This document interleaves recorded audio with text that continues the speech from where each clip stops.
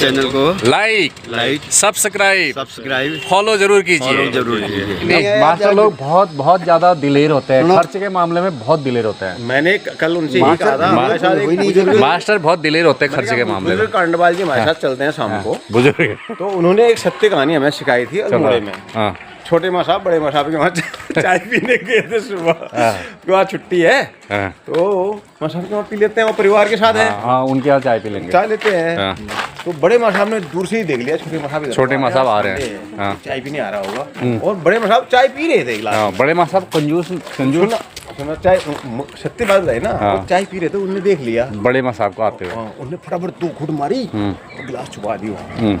तो बाद में जो है जैसे माँ साहब पहुँचे तो उनसे क्या कह रहे हैं, उनसे कह रहे हैं अपने बच्चों को बोल रहे हैं, देखो बोला ये है माँ साहब, सुबह उठ के नहा धो के 2 बार चाय बना के पी के यहाँ पहुँच गए बोला, और तुम हमारे बच्चे अभी तक उठे नहीं और दूध नहीं ला, दूध नहीं है, कल से चाय पीती खत्म है, ये उठ ही नहीं रहे, ये उठ ही नहीं रहे, ये कब लाएंगे, कब हम चाय तो पिएंगे। वहाँ थोड़ी हुई होगी फिर माँ साहब कंजूस होता है, ये बात है वहाँ थोड़ी हुई होगी। अरे ये तो छोटी बात है ना, ठीक है, एक आदमी थे बोलो तब कहानी बनेगी। चलो एक टीचर थे, एक आदमी थे, हाँ टीचर थे मतलब, हाँ वो स्कूल में थे, हेड ऑफ द इंस्टीट्यूट। तो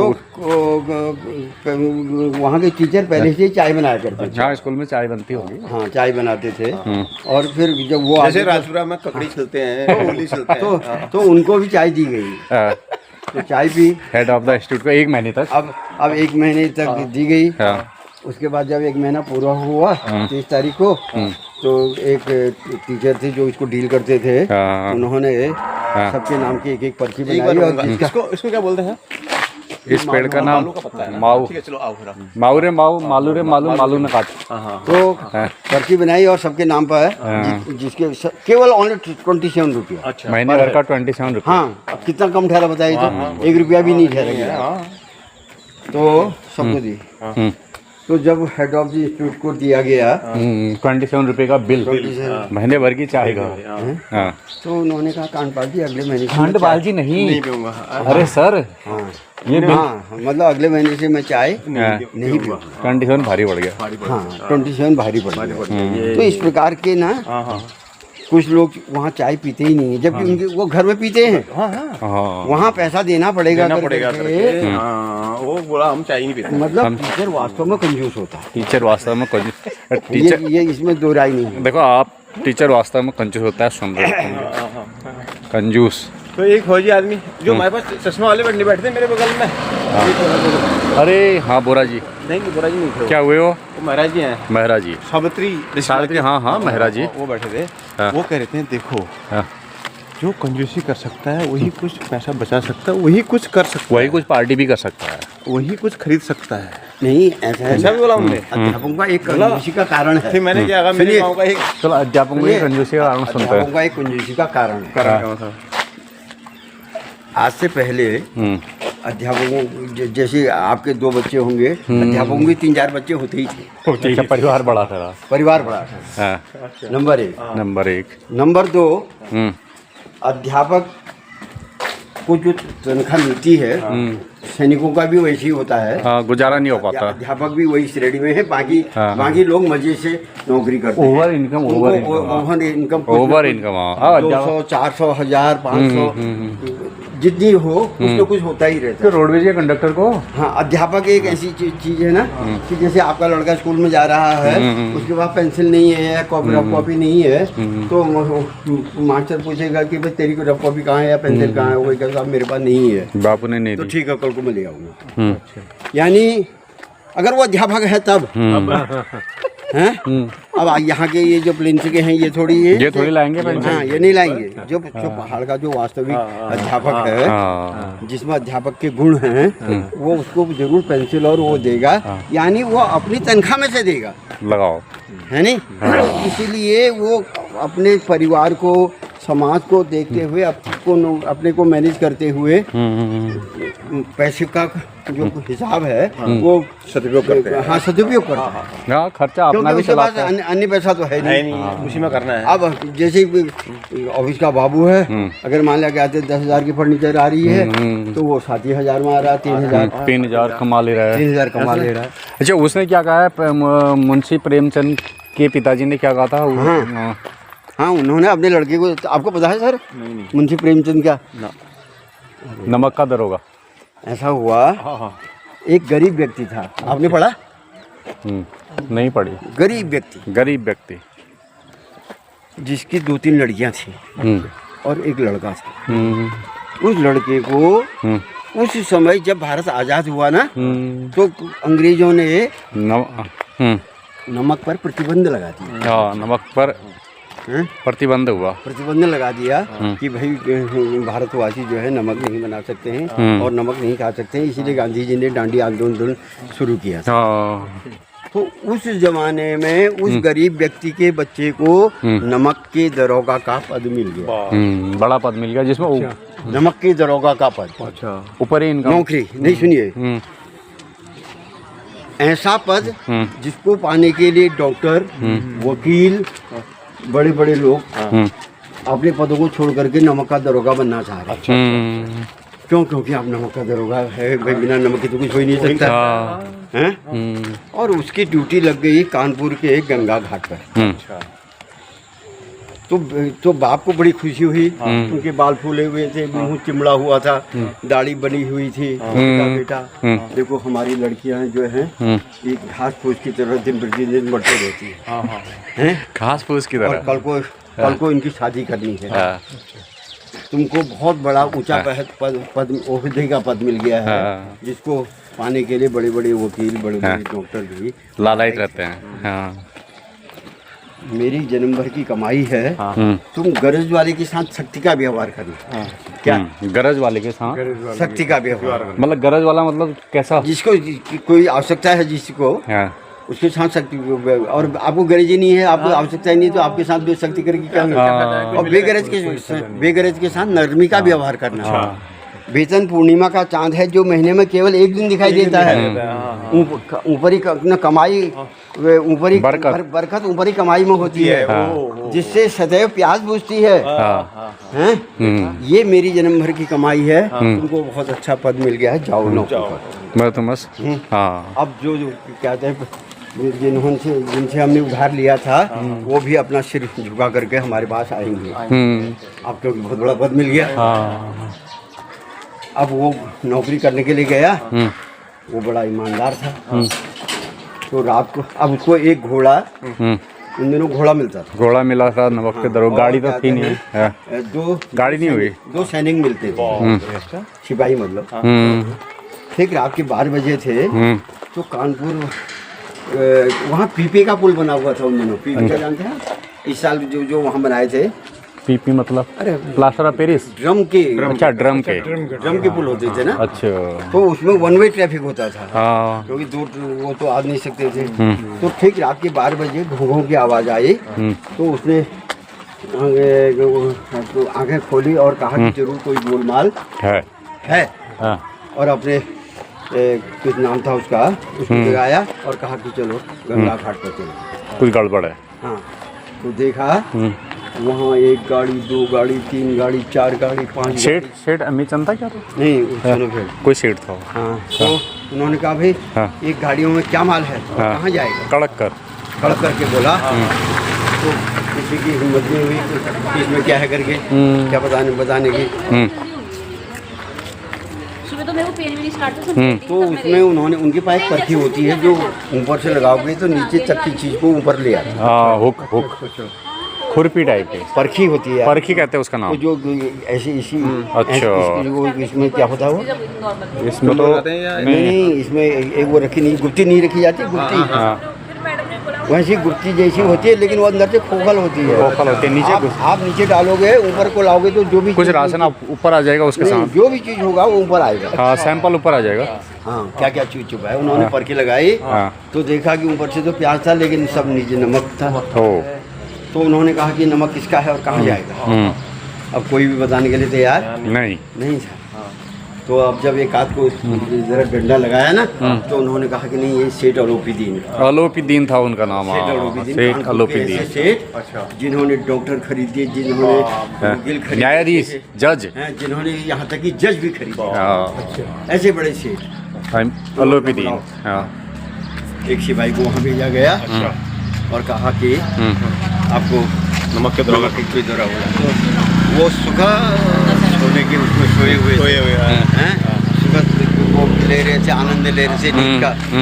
तो रात के 12-1 बजे हाँ देखा हाँ। कि कोई उनको जगा रहा है और कह रहा है कि नमक के दरोगा ने आपको बुलाया है, बुलाया। उन्होंने तलब कोई करा। अलर्ट आया है हाँ, कैसा दरोगा आया है? जिसको अभी हाँ, कोई दाना पानी नहीं मिला है। नहीं मिला है, नया है। हाँ, चलो हम आते हैं। स्पीड अब सही है। आप अरे स्पीड अच्छी सर, होगी, हमारी कमजोरी। गियर लग रहे हैं।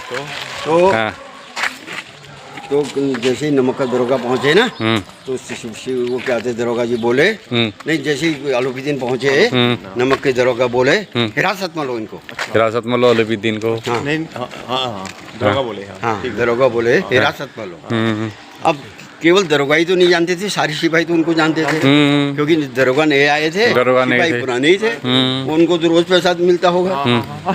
तो वो कैसे आगे बढ़ते, अरे कहा नहीं गिरफ्तार करो। इनको गिरफ्तार करो। तो उन्होंने कहा इस समय दरोगा जी भूखे सिंह हो रहे हैं, हाँ, इनको 5,000 रुपया दो। 5,000 रुपया घूस उस दो। जमाने में हाँ, 5,000 रुपया हैं। उसने कहा सेठ जी 5,000 क्या 5 लाख भी आपके मेरे ईमान को नहीं खरीद सकते। हैं। हाँ, उसका नाम कुछ नाम मैं भूल गया हूँ। अलौद्दीन। उससे कहा अपने सिपाही से कहा हाँ। हिरासत में। हिरासत में लो। अरे कि दरोगा जी मेरी इज्जत लेकर के क्या करेंगे, चलिए 10,000 लेंगे। अच्छा 10 ले लीजिए। 5 के 10, हाँ, 10 के 20, 10 के 20। 20। अब दरोगा जी अब क्या कहते हैं, सेठ जी बहुत नतमस्तक हो गए। हाँ, उन्होंने कहा दरोगा जी आप हाँ। मेरे कहते हैं जीवन से क्यों खेल रहे हैं, मेरी इज्जत से हाँ, क्यों मेरी खेल रहे इज्जत से क्यों खेल रहे हैं। इतना बड़ा लोग में हैं? अब आप कहते हैं चलो हाँ। 40,000 पर निपटारा करो। वाह। लेकिन वो कहाँ मानने वाले थे, वो तो ईमानदार व्यक्ति था ना। हाँ। उसने कहा बाकी आपकी मर्जी, आप जो चाहें वो करें। तो देखते ही देखते अलौद्दीन को गिरफ्तार कर लिया। हैं और सवेरे उनको कोर्ट ले जाने की तैयारी हुई। तारीख लग गई। पेश करेंगे तो उसमें लिखा है कि दुनिया सोती है जीव जागती है। क्या सोती है दुनिया, जीव जागती है। जीभ मतलब टंग। दुनिया सोती है, दुनिया तो सो रही सो है, रही है, हाँ। लेकिन काना फूसी ऐसी होगी, इन्होंने मेरे से कहा, मैंने उनसे कहा, उनसे सारे कानपुर शहर को खबर हो गई रातों रात कि अलौद्दीन को कर दिया नमक के दरोगा ने गिरफ्तार कर लिया। उन्होंने ऐसा कर्म क्यों किया इसलिए नहीं, उनको गिरफ्तार क्यों कैसे किया कर दिया गया। क्या हिम्मत कैसे हो गई? हैं? हाँ, हिम्मत कैसे हो गई? तो अब तो वहाँ क्या आते हैं जजों की और वकीलों की कॉन्फ्रेंस से बैठ गई बिना कुछ कहे कि भाई किस प्रकार से अलौद्दीन जी को छुड़ाया जाएगा। बाइज्जत। जजों ने भी अपने मन को ठान लिया कि हम इस प्रकार का वो लिखेंगे, जजमेंट। हाँ जजमेंट लिखेंगे। अब सवेरे वो कहता है कि जब उनको अलौद्दीन को ले जाया जा रहा था तो जनता की इतनी भीड़ थी कि जनता और चीटी में कोई अंतर ही नहीं रहेगा, इतने लोग देखने वाले हैं। क्या? और दरोगा जी बड़े गर्व से चल रहे थे। लेकिन जैसे ही कोर्ट में पहुंचे ना 10 बजे, तो जज ने पहले ही क्या थे अपना फैसला सुना दिया। हाँ, चूंकि नमक के दरोगा अपने कार्य में बड़े सतर्क हैं, लेकिन अलौद्दीन जैसे सेठ ऐसा कार्य कर ही नहीं सकते। अरे हाँ, ये सेठ इतने बड़े हैं कि ऐसा कार्य नहीं कर सकते। कर ही नहीं सकते हैं। आप क्या लोगे? क्या लोगे? हैं? हाँ। और इनको बाइज्जत दर्ज किया जाता है और कहते हैं लोग, वो कहते हैं नमक के दरोगा को आगाह किया जाता है कि वो देख करके ही इस प्रकार की कार्रवाई ना करें। करें। हाँ ठीक हो गया इनके साथ। ठीक हो गया। हाँ। तो अब क्या कहते हैं सब थू थू करने लगे दरोगा पे। बड़ा आया था बड़ा दरोगा। आया, नौकरी चली गई। तो 1 हफ्ते के भीतर क्या देखा, उनको सस्पेंशन का ऑर्डर। अच्छा, दरोगा को ईमानदारी के कारण सस्पेंड हाँ। क्योंकि वो सेठ अलौद्दीन बहुत बड़ा आदमी था। अलौद्दीन ने सस्पेंड करा दिया। हाँ। अब वो क्या थे, जैसे ही घर गया ना तो बाप ने कोहराम मचा दिया, साले अल्लड़ कहीं के। मैंने तेरे को कितना बताया था, लेकिन तूने मेरी एक नहीं सुनी, बड़ा ईमानदार बना रहता था। बरकत होती है। इतने बड़े सेठ जी को तूने बंद करा नहीं दिया। बख्शा, और जो जिसका परिणाम हुआ, ले अब क्या कर सकते, क्या करें। तो अब उनमें दोनों में झगड़ा हो गया, बाप नीचे रहने लगा, बेटा 2 मंजिले में रहने लगा। एक हफ्ते के बाद क्या देखा ना कि एक सजीला रस जो है उधर से इधर को आ रहा है। सजीला सुंदर रस, सजा धजा। हाँ, उन दिनों वो चलते थे ना, घोड़ा गाड़ी। रथ होते थे। हाँ। सजीला तो ध्यानपूर्वक, चलो घोड़ा गाड़ी मान लेते हैं। नहीं उसमें 2-3 घोड़े होते हैं। हाँ, तो ध्यानपूर्वक देखा तो सेठ अलौद्दीन चला आया। दरोगा जी ने देखा ना ऊपर से, तो अपने मन में सोचने लगे कि मेरे को नौकरी से तो निकाला, क्या मेरे को घर से भी निकालने के लिए आ गए हैं। हैं? अपने मन में ऐसा विचार करने कौन लगा। सोच रहा वो? दरोगा जी। हाँ। तो देखते ही देखते वो उनके घर के आगे रुका। रथ रुका। उसके बाप ने अपनी टोपी जो है अलौद्दीन के पाँव में रख दी हाँ। और कहा कि मेरा लड़का बड़ा अल्हड़ है, ना समझ है। हाँ, ये है कमीना है, ये है वो है, गाली देने लगे। हाँ। और कहा कि सेठ जी आपने को बड़ा कष्ट दिया, हाँ। मैं आपके लड़के से स्वयं मिलने के लिए आया। तो सेठ जी ने आवाज़ दी ना, अरे नीचे आ सेठ जी, पिताजी ने आवाज़ दी, नीचे आ सेठ जी के पाँव छू। तो वहीं से उन्होंने कहा कि इन्होंने मेरे को नौकरी से तो निकाला, क्या आप मेरे को घर से निकालने के लिए आए हैं। तो अलौद्दीन ने कहा दरोगा जी ऐसी बात मत कीजिए, मैंने बड़े बड़े वकील खरीदे, मैंने बड़े जज खरीदे, डॉक्टर खरीदे, मैं आपका ईमान नहीं खरीद पाया। उस दिन तो आपने मेरे को अपने कानून के बल पर हिरासत में लिया था, लेकिन मैं आज स्वयं आपके हिरासत में आया। आप नीचे आइए। तो वो नीचे आ गया। उसके हाथ पे एक उन्होंने कागज थमाया, दरोगा जी के हाथ में, इसमें दस्तखत कर दीजिए।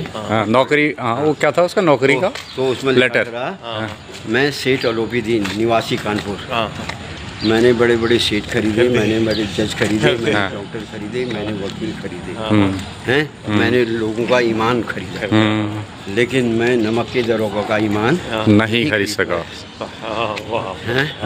मैं आज से अपनी समस्त जायदाद, अपने जितने कल कारखाने हैं उनका नमक के दरोगा को आजीवन मैनेजर नियुक्त करता हूँ। और तनख्वाह इनको एक बंगला,